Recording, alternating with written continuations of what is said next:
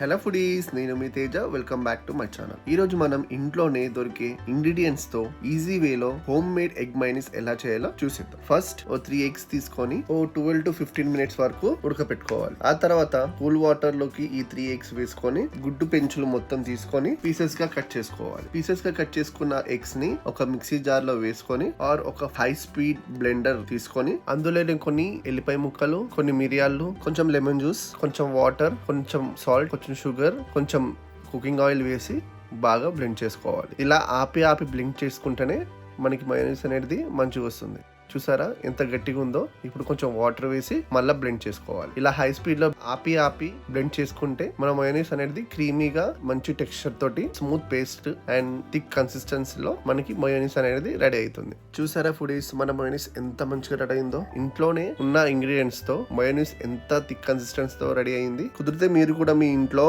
ఇలా ట్రై చేయండి. ట్రై చేసిన తర్వాత కామెంట్ సెక్షన్ లో కామెంట్ చేయడం మర్చిపోకండి. ఈ ఎగ్ మయోనీస్ ని ఒక జార్ లోకి స్టోర్ చేసుకోవాలి. నేనైతే ఇక్కడ క్రీమ్ స్టోన్ జార్ ని యూజ్ చేస్తున్నా. మీరు ఏదైనా సరే జార్ ని యూజ్ చేసుకోవచ్చు. ఈ ఎగ్ మైనస్ ని ఒక 10 to 15 డేస్ వరకు ఫ్రిడ్జ్ లో మనం స్టోర్ చేసుకోవచ్చు. ఈ రెసిపీ మీకు నచ్చినట్టయితే లైక్ కొట్టడం మర్చిపోకండి అండ్ మీ బంధుమిత్రులకు కూడా షేర్ చేయడం మర్చిపోకండి. మీరు మన ఛానల్ ని ఫస్ట్ టైం గా విజిట్ చేసినట్టయితే ప్లీజ్ మన ఛానల్ ని సబ్స్క్రైబ్ చేసుకోవడం మర్చిపోకండి అండ్ మరిన్ని అప్డేట్స్ కోసం బెల్ ఐకాన్ క్లిక్ చేయడం మర్చిపోకండి. Thanks for watching foodies. మరో రెసిపీతో మరో వీడియోలో కలుద్దాం. Bye bye.